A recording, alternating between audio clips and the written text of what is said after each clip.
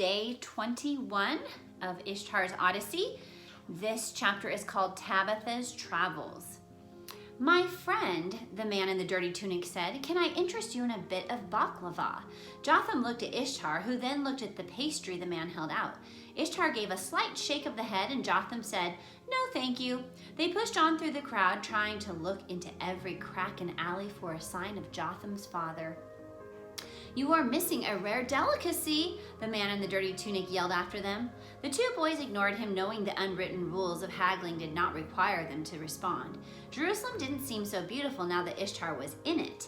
The air was foul with the stench of manure and sweat, and red-faced men pulled camels and goats and donkeys through the narrow, winding streets. There were shops everywhere, and you could buy anything, but it wasn't the wide boulevards and organized markets of Amaranth. Ishtar kept looking around nervously. Never in his mind had he been away from Kazim or some other bodyguard for more than a few minutes. Yet here he was alone in a big city. He kept telling himself that no one knew who he was, and he was dressed as in an ordinary tunic, but still. What is baklava? Jotham asked. It is a sweet, flaky pastry that is full of honey and nuts. It is the best of my people. So why didn't we get some? Because that which the man offered was camel dung compared to the real baklava. Besides, he said as he continued to watch faces go by, we have no money.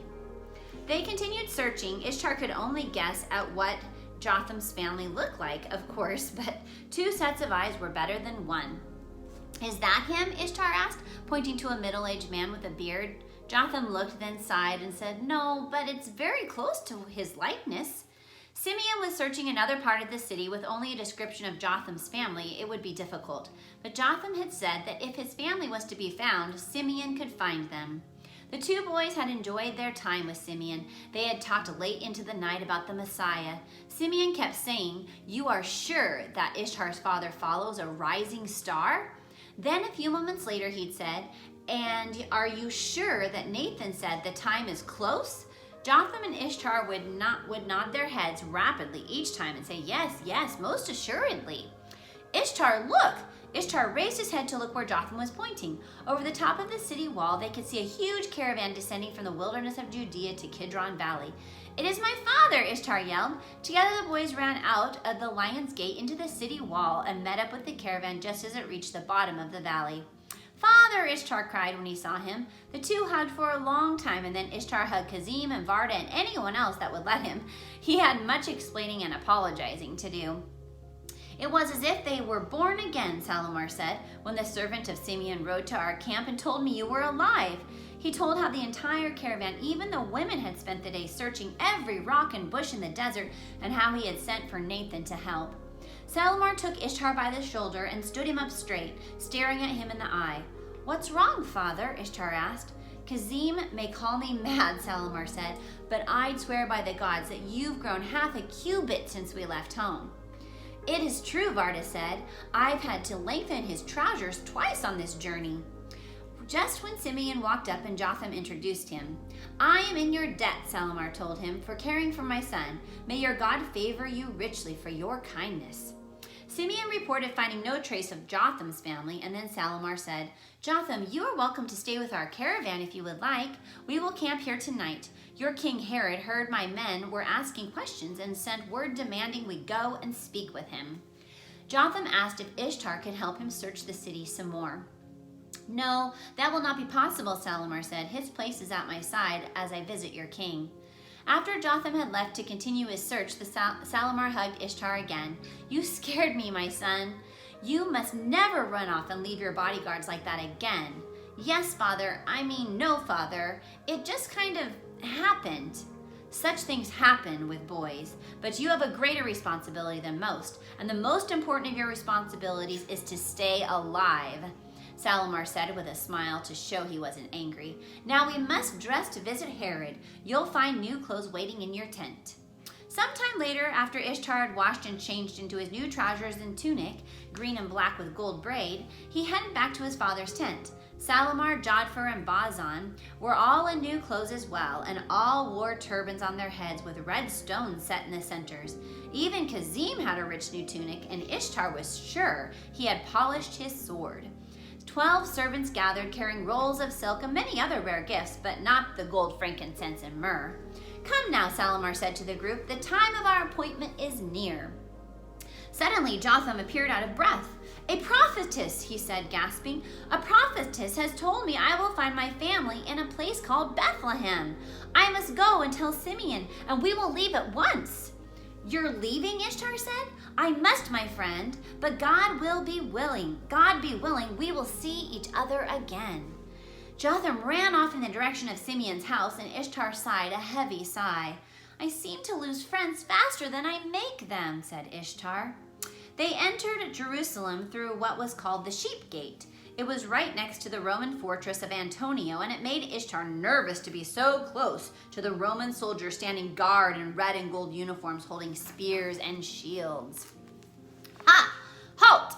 The command, it was in Latin and sounded like it had come from a general of some great army, Ishtar decided. He saw he was exactly right. Marching toward them in red robes and armor was a Roman so large he could be a tree. His face was mean and he looked like a rat, a centurion, Ishtar guessed. "State your business in Jerusalem," the officer ordered. "We have an appointment with King Herod," Salamar answered. The guard began to argue with Salamar, saying something about Jews dressed up in costumes are still Jews, but Ishtar stopped listening. Instead, he was watching a young Jewish girl about his age. She was kneeling on a stone step that led high up to the tall bronze doors of a fortress, and she was caring for an injured Roman soldier. What he noticed most was that she had ripped a sleeve from her tunic to use as a bandage. Before he could think another thought, Ishtar saw one of the other soldiers raise his spear and aim it at the girl. Ishtar began to form the thought that he should do something when an old man nearby knocked the spear out of the soldier's hand. There was a lot of commotion, but everything stopped when a tall Roman in a cape of red and gold, standing with his hands on his hips, a step higher than all the others, yelled, "Hold!" There was much talk between them, during which the first soldier lowered his lance and the others let go of the old man and got back into formation. Finally, the tall Roman stood back from where he'd been talking to the girl. He saw her run down the steps and grab the hand of the old man and heard the old man yell, "Tabitha, where are you going?"